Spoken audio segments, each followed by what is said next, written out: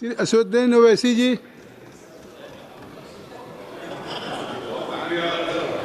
मोहतरम चेयरमैन साहब, जय भीम। सर यहाँ नहीं रहा है। जय जवाहर। सर बहुत शुक्रिया सर, आपने मुझे एक अहम बिल पर बोलने का मौका दिया। सर इस वतन अजीज़ के गरीब, बेरोज़गार और भूखे लोग इस ऐवान में मौजूद बरसर इख्तिदार जमात के लोगों को एक पैगाम देना चाह रहे हैं कि शायर ने कहा कि भूखों की नज़र में बिजली है, तोपों के दहाने ठंडे हैं, तकदीर की लब पे जंबिश है, तदबीर दम तोड़ रही है। सर इस तरह का एक कानून बनाने की कोशिश की जा रही है जिससे गरीबों को फ़ायदा होता था।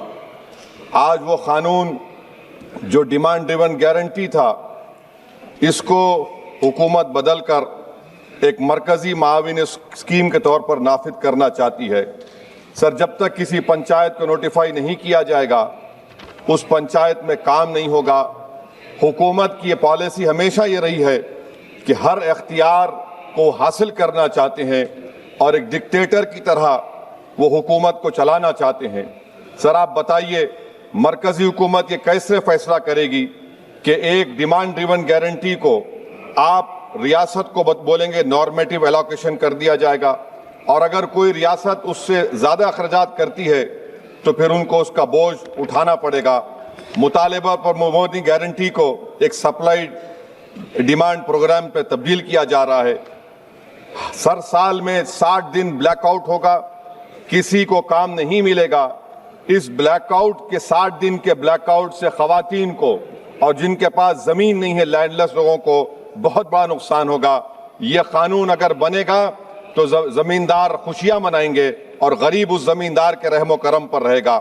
सर आप बताइए, 90% जिसमें इजरत, मटीरियल लागत और इंतज़ामी अखराजात मरकज़ी हुकूमत को बर्दाश्त करना पड़ता था, आज 90 से 60% कर दिया गया और 40% रियासती हुकूमत पर यह बोझ डाल दिया गया। मकसद एक ही है कि उस कानून को कत्ल कर दिया जाए, ख़त्म कर दिया जाए। कौन सी ऐसी भारत में रियासत है जिसके पास पैसे है, बताइए आप। मार्च के महीने में हर रियासत अपना बजट बनाएगी, कौन सी रियासत के पास पैसा है? तो ये मालूम हो रहा है कि सरकार गरीबों के खिलाफ है, गुर्बत का खात्मा नहीं करना चाहती। सर आधार और डिजिटल निज़ाम, आप जानते हैं कि मजदूर की उंगलियों के निशानात नहीं मिलते क्योंकि वो गरीब इतनी मेहनत करता है कि उसके निशान मिट जाते हैं। तो बायोमेट्रिक ऑथेंटिकेशन की बात होती है। सर जुलाई 2025 में NSS की रिपोर्ट है कि बायोमेट्रिक से नुकसान हो रहा है।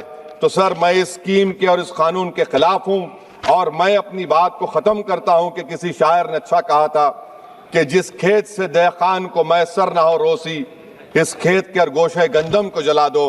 पलायन हो रहा है सर बिहार में, सीमांचल में।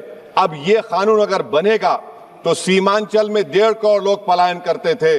मुझे अफसोस के साथ कहना पड़ेगा कि तादाद बढ़ जाएगी, मगर भारत का गरीब देख रहा है, भूखा देख रहा है, उसका जवाब जरूर देगा। Thank you sir.